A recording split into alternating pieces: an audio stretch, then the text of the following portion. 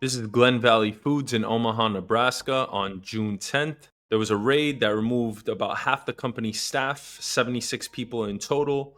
Most of them were longtime employees, and it's leaving the company scrambling to rehire. Now, the owner, Gary Rower, said that Glen Valley Foods is now operating at about 30% capacity, and he used the Department of Homeland Security system called E-Verify to verify that all of his employees were actually US citizens. When he told that to ICE agents, they said, well, E-Verify is broken, and they proceeded to arrest everyone. As of Friday, there were no criminal charges filed against anyone. Some of the workers were deported, all of them detained, and none of them were labeled violent offenders. ICE and Border Patrol have been very careful with what they've been doing and what they've been sharing with the press. But as you can see from some of the video that's been circulating online, some of them just do not care. Omaha's new mayor and police chief says that they won't support workplace raids, and protests erupted nationwide against ICE tactics. Nebraska's Republican governor supported the raid and activated the National Guard in anticipation of protests. Over 500 people marched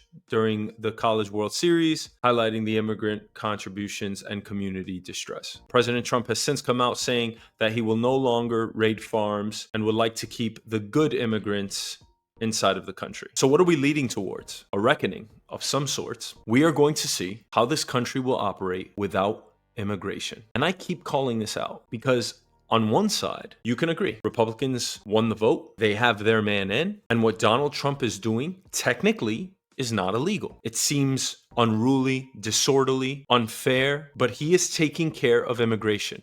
And on one side, if I choose to cross borders on this planet, we have rules. And unless you file the correct paperwork and are admitted with permission into the country, you can no longer stay. I actually faced this. I thought about becoming a citizen in some other countries. On the other side, we have to ask ourselves, is this warranted? Look at these people. They're working hard. They're fleeing plight. Could you imagine what some of these people were going through in Mexico, Ecuador, Venezuela, Guatemala?